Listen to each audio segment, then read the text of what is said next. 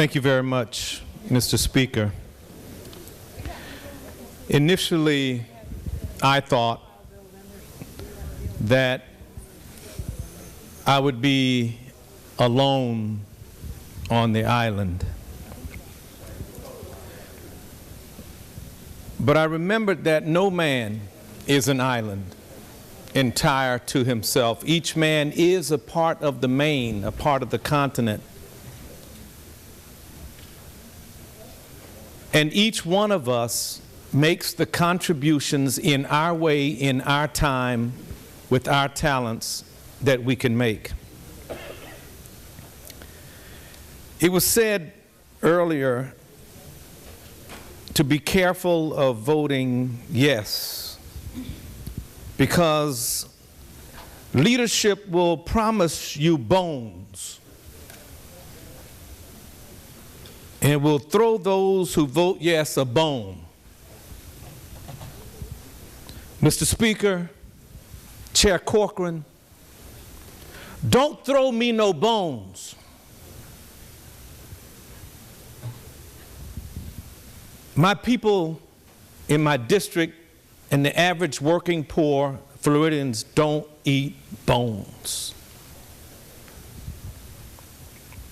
Don't throw me a bone, Mr. Speaker. Give me the meat. We eat meat. And the meat stands for the M is medical care or mental health. And I join my Democratic colleagues when they talk about those issues. The E in meat could be education or environment. We can do more in these areas of the budget. The A could be Amendment 1 spending or affordable housing. I'm not sure we're doing the will of the people when they passed the constitutional Amendment 1. And I know that we could do more with affordable housing and stop raiding the Sadowski Trust Fund. The T in meat could be transportation. Representative Schlossberg talked about roads. We could do more. And this is not about Texas or Arkansas or California or Illinois, or even, as one representative said in committee the other day, Pritchard, Alabama. This is about Florida. Today, we are passing the budget along. That's all we're doing. We're passing it along in the process.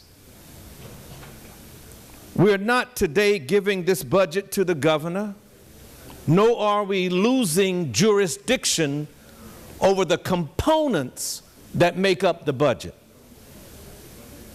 And I congratulate my colleagues. Each was passionate, doing what they feel is the right thing to do. And I refuse to attack our President of the United States, and I thank our federal partner for policies that improve the quality of life for all Floridians. Representative Cruz talked about outcomes and access to education by African Americans and Hispanics, and I support her analysis. Representative Hazel Rogers talked about her ability to participate in this budget within the structure set out, the same structure that we all had to deal with. But she mentioned another opportunity in conference. And again, I say today we're just passing it along. We're not passing it out for it to be implemented in the public. One of the elephants in the room that has not been talked about is the Florida Legislative Black Caucus. and the fact that that caucus makes up the majority of the Democratic caucus, and 80% of our districts look alike. Our needs are similar, whether it's Liberty City and Miami-Dade or Newtown and Sarasota. The constituents of our districts suffer health care disparities, which is why HERI, Health Equities Research Institute, needs to be funded. That was started by Representative Joe Gibbons.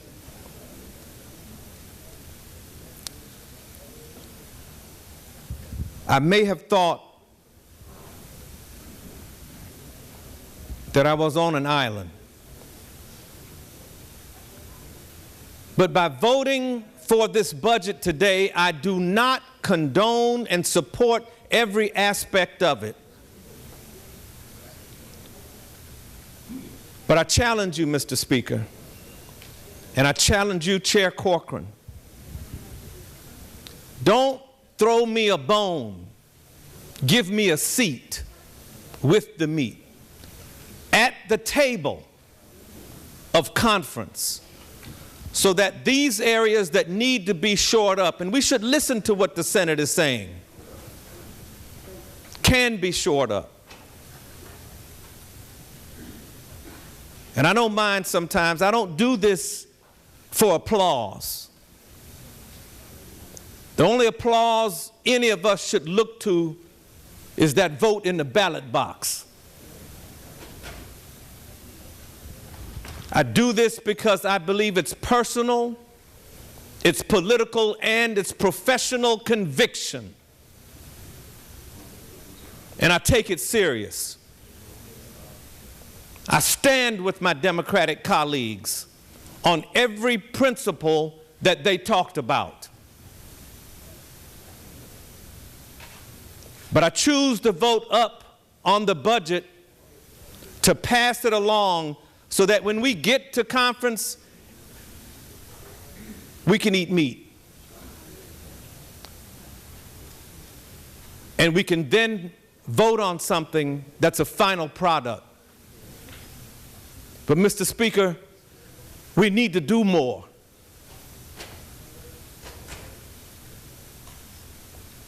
Thank you.